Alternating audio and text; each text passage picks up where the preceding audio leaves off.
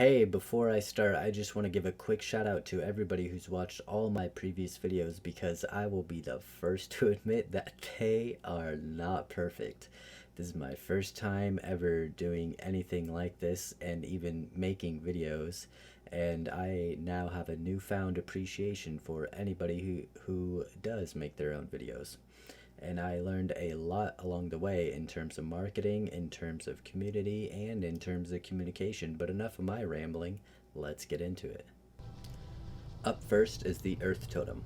Now, when I think of forked, I think of a more literal version of forked, as in a fork in a road, because I'm caught between two different options. I can begin by using my very first totem as the Wind Fairy totem for all the Wind Fairy users in the group, or I can use my first totem for the, say, Strength of Earth totem for my own personal DPS. And this all depends on the group composition and what classes that I am playing with. Up next, we have the Fire Totem. Now this is where it gets a little bit interesting depending on how you look at it. I'm dipping into the Spanish language here, but I'm throwing my own twist onto it, where the H is silent, but the D can be silent whether or not you want it to be. And when you do this, it becomes poor K totems or Y totems, well, because totems are awesome and badass. I mean, who doesn't think fire and or explosions aren't badass?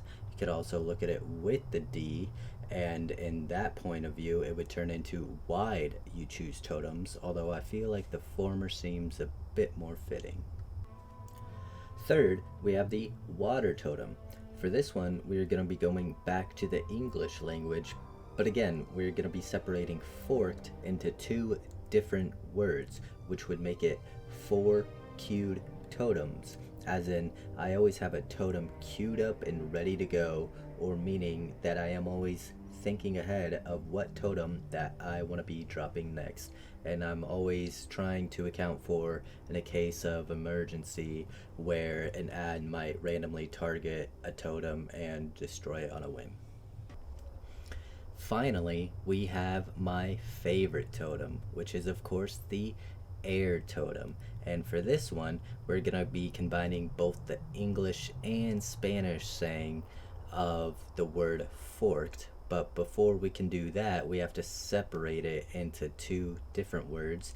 And so we're gonna be using the first section, for, as the English version, for, but then Q is gonna be turned into the Spanish saying of K, but then, wait, we're gonna go back and turn it back to English and turn it to the letter K, and then we can combine them, which would make it 4K totems or 4,000 totems, because every time that I'm twisting, whether it be in a group or a raid, that's how many totems it feels like I am dropping every group in every raid.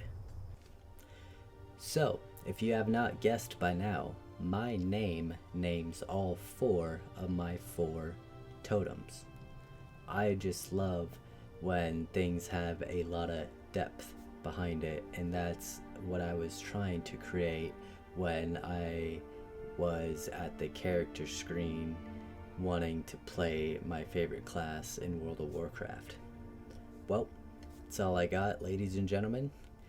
All I can say is, if you know of anybody who has a name with this kind of depth, please comment down below, because I would love to check it out, whether it be in World of Warcraft or any other games.